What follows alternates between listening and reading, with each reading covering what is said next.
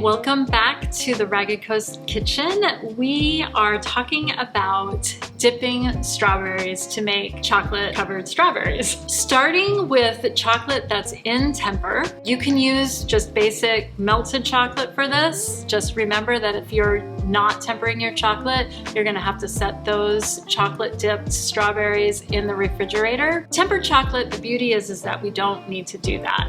And what we end up with is a strawberry that has a nice, crisp, thin coat of chocolate that can sit on your countertop for the evening or a day, not much more than a day. That chocolate coating will last a while. We are using our 56% couverture chocolate. This is bittersweet chocolate that has a little added cocoa butter to it so that it's nice and fluid at working temperature. We have melted and tempered that chocolate, and for instructions on how to do that, you can see our previous videos, which I've linked below. And I have quite a bit of chocolate in this bowl. This is about 3 pounds. You don't need to start with that much chocolate. I'm gonna use very little of this chocolate to do what I need to do with it today.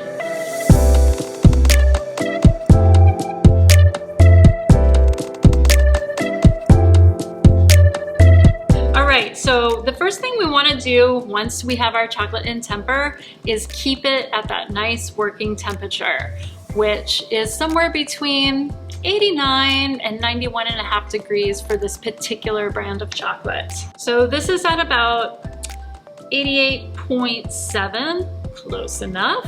If I want to warm it up a bit to keep it a little more fluid and to keep it from setting up too quickly, I have my trusty hair dryer here that I can turn on a high heat.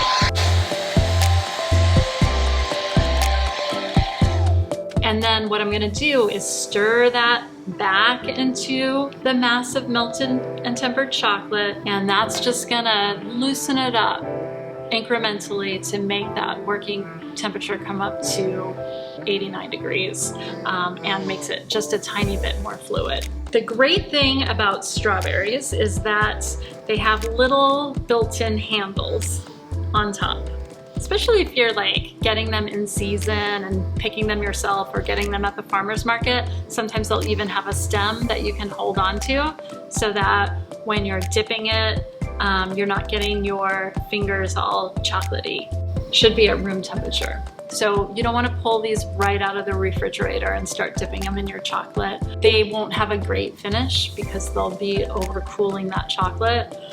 So if you can get them at room temperature, that's better. So you're just gonna wanna stick it straight in so that it almost covers that shoulder of the strawberry. Bring it out, and then once you're up here, go ahead and give it a little spin. That gets rid of the excess chocolate. We're trying to kind of avoid a big puddle here, and that's why we spin it around. Dip the strawberry almost till it covers its shoulders. Take it out, give it a little spin, get that excess chocolate, and then set it on your piece of parchment. Okay, once we've dipped a couple, maybe 2, 3 strawberries, go ahead and stir the chocolate.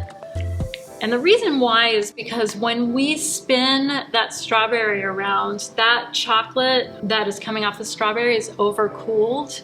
And so we want to mix that back in to prevent a crust from forming on top of the chocolate. If you're not working with this much chocolate, which you're probably not, you obviously want to be working from a smaller bowl so that you have a nice puddle of chocolate to dip in. And you're probably also going to want to tilt your bowl so that you have a deeper pool to work with. So if you're doing that, it's kind of one-handed here. Go ahead and take your strawberry.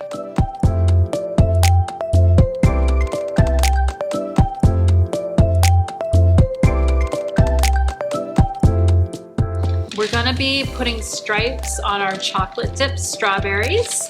You don't need a big fancy like wax pastry bag or plastic pastry bag that you use pastry tips for. I'm gonna teach you how to make just a really basic parchment paper cone that you can use to pipe really simple decorations onto chocolate covered strawberries or coated truffles, or to write on a birthday cake or a plate or whatever with melted or tempered chocolate. I buy my parchment paper in what we call full-size sheets.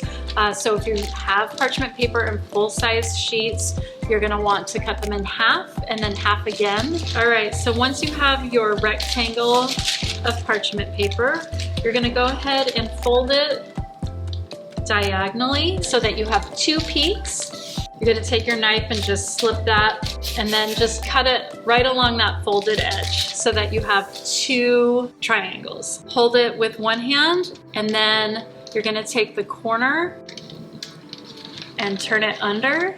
And this will take some practice, but usually the learning curve doesn't last very long. And you're gonna pull that edge up so it tightens the little tip down here. And then once you have that, you're gonna fold this over, and this helps stabilize it. And we're just gonna fill this. You can use a ladle, or you can just use your heat-proof rubber spatula to lift a little of that chocolate out of the bowl and into your cone.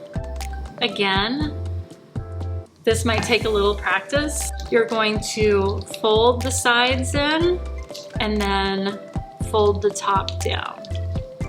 You are squeezing from here, not from here. If you squeeze from here, it's all gonna come out the top. You're gonna squeeze from here. And you're gonna cut the hole as big as you want, or as thick as you want your piping to be. And again, you're putting that pressure from the base of the cone in a nice, even, fluid motion over the chocolate strawberry. And that is how you make and use a parchment piping cone. If you have any questions or comments, let me know below. If you found this video helpful, definitely give it a like. And if you want to see more videos like this and about working with chocolate, subscribe to the channel. It really helps. Thanks so much, and we'll see you next time.